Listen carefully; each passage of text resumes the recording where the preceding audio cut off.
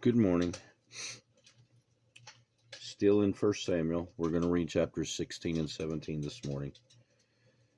And yes, this is where we get into David and even David and Goliath. So grab your Bibles and read along with me if you wish. And let's go ahead and get started. Chapter 16.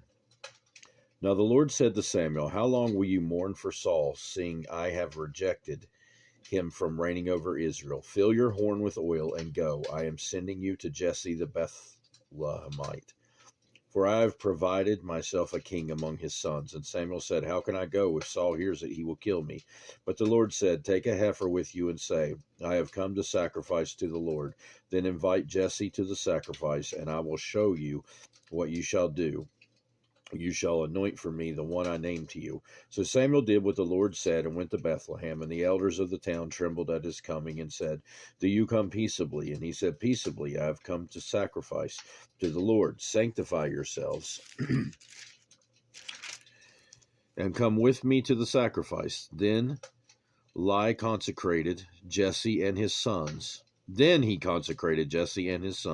And invited them to the sacrifice. So it was when they came, he looked at Elijah and said, "Surely the Lord anointed is before him." But the Lord said to Samuel, "Do not look at his appearance or at his physical stature, because I have refused him. For the Lord does not see as a man sees, for man looks at the outward appearance, but the Lord looks at the heart."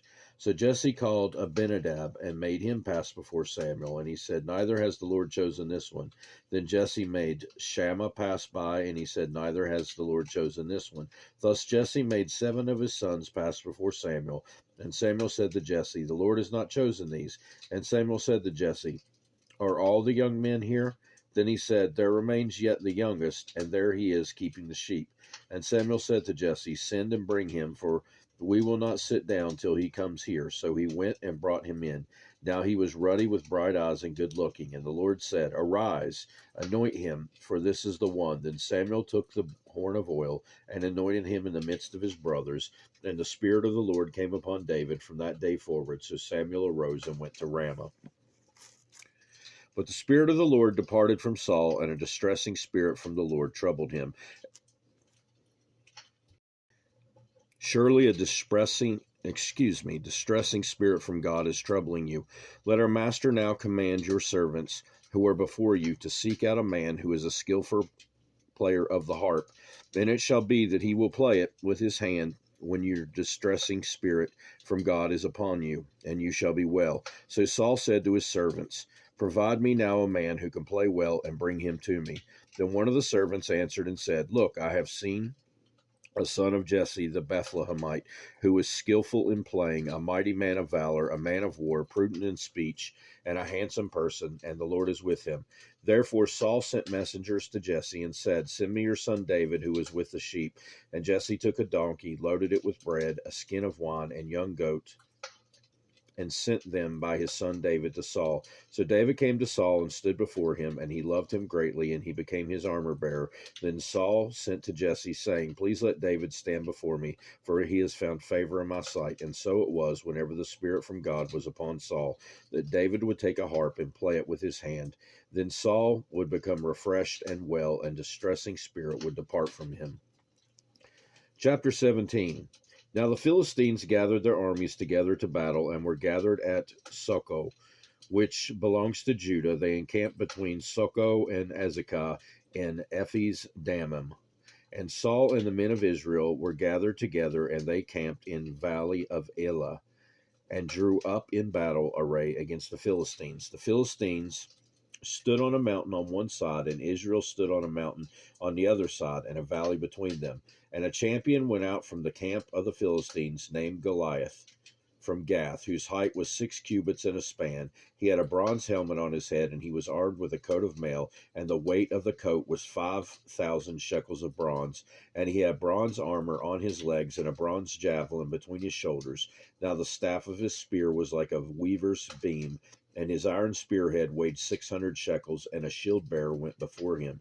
Then he stood and cried out to the armies of Israel and said to them, "Why have you come out to line up for battle. Am I not a Philistine, and you the servants of Saul? Choose a man for yourselves, and let him come down to me. If he is able to fight with me and kill me, then we will be your servants. But if I prevail against him and kill him, then you shall be our servants and serve us. And the Philistine said, I defy the armies of Israel this day. Give me a man that we may fight together.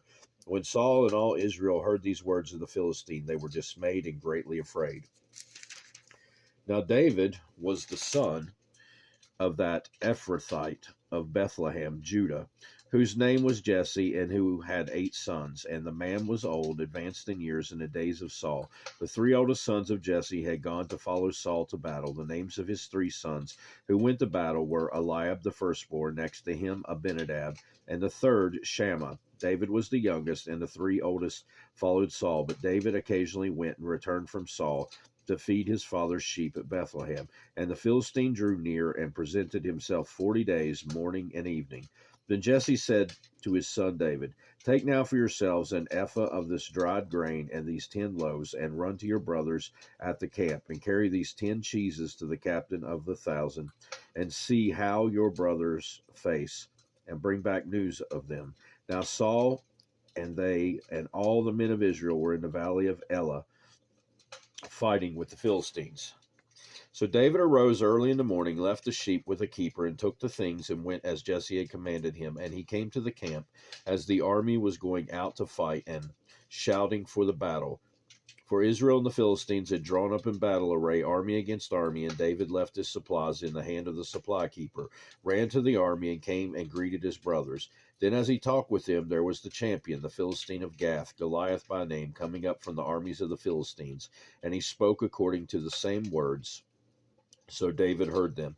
And all the men of Israel, when they saw the man, fled from him and were dreadfully afraid. So the men of Israel said, Have you seen this man who has come up? Surely he has come up to defy Israel. And it shall be that the man who kills him, the king will enrich with great riches, will give him his daughter, and give his father's house exemption from taxes in Israel. Then David spoke to the men who stood by him, saying, What shall be done for the man who kills this Philistine and takes away the reproach from Israel? For who is this uncircumcised Philistine that he would defy the armies of the living God? And the people answered him in this manner, saying, So shall it be done for the man who kills him. Now Eliab, his oldest brother, heard when he spoke to the men, and Eliab's anger was aroused against David, and he said, Why did you come down here, and with whom have you left those few sheep in the wilderness? I know your pride and the insolence of your heart, for you have come down to see the battle. And David said, What have I done now? Is there not a cause? Then he turned from him toward another and said the same thing, and these people answered him as the first ones did. Now, when the words of David spoke were heard, they reported them to Saul, and he sent for him. Then David said to Saul, Let no man's heart fail because of him. Your servant will go fight with this Philistine. And Saul said to David, You are not able to go against the Philistine to fight with him, for you are a youth, and he is a man of war from his youth. But David said to Saul, Your servant used to keep his father's sheep, and when a lion or a bear came and took a lamb out of the flock, I went out after it and struck it and delivered the lamb from its mouth. And when it arose against me, I caught it by its beard and struck and killed it. Your servant has killed both lion and bear, and this uncircumcised Philistine will be like one of them, seeing he has defied the armies of the living God. Moreover, David said, The Lord who delivered me from the paw of the lion and from the paw of the bear, he will deliver me from the hand of the Philistine. And Saul said to David, Go, and the Lord be with you. So Saul clothed David with his armor, and he put a bronze helmet on his head. He also clothed him with a coat of mail. David fastened his sword to his armor and tried to walk, for he had not tested them. And David said to Saul, I cannot walk with these, for I have not tested them. So David took them off. Then he took his staff in his hand, and he chose for himself 5 smooth stones from the brook, and put them in a shepherd's bag in a pouch which he had, and his sling was in his hand. And he drew near to the Philistine. So the Philistine came and began drawing near to David. And the man who bore the shield went before him. And when the Philistine looked about and saw David, he disdained him, for he was only a youth, ruddy and good looking. So the Philistine said to David, Am I a dog that you come to me with sticks? And the Philistine cursed David by his gods. And the Philistine said to David, Come to me, and I will give your flesh to the birds of the air and the beasts of the field. Then David said to the Philistine, You come to me with a sword and a spear, and with a javelin. But I come to you in the name of the Lord of hosts, the God of the armies of Israel, whom you have defied. This day the Lord will deliver you into my hand, and I will strike you and take your head from you. And this day I will give the carcasses of the camp of the Philistines to the birds of the air and the wild beasts of the earth, that all the earth may know that there is a God in Israel. Then all this assembly shall know that the Lord does not save with sword and spear, for the battle is the Lord's, and he will give you into our hands. So it was when the Philistine arose and came and drew near to meet David, that David hurried and ran toward the army to meet the Philistine. That David put his hand in his bag and took out a stone, and he slung it and struck the Philistine in his forehead, so that the stone sank into his forehead, and he fell on his face to the earth. So David prevailed over the Philistine with a sling and a stone, and struck the Philistine and killed him. But there was no sword in the hand of David. Therefore David ran and stood over the Philistine, took his sword, and drew it out of its sheath, and killed him, and cut off his head with it. Then when the Philistines saw that their champion was dead, they fled. Now the men of Israel and Judah arose and shouted, and pursued the Philistines as far as the entrance of the valley and the gates of Ekron. And the wounded of the Philistines fell along the road to Shaaraim, even as far as Gath and Ekron. Then the children of Israel returned from chasing the Philistines, and they plundered their tents. And David took the head of the Philistine and brought it to Jerusalem, but he put his armor in his tent. When Saul saw David going out against the Philistine, he said to Abner, the commander of the army, Abner, whose son is this youth? And Abner said, As your soul lives, O king, I do not know. So the king said, Inquire whose son this young man is. Then as David returned from the slaughter of the Philistines, Abner took him and brought him before Saul, and the head of the Philistine in his hand. And Saul said to him, Whose son are you, young man? So David answered, I am the son of your servant Jesse, the Bethlehemite. And that'll do it for this time. Read your Bibles for yourselves. I hope you have a great rest of your day, and God willing, we'll be back soon to carry on in 1 Samuel. Goodbye.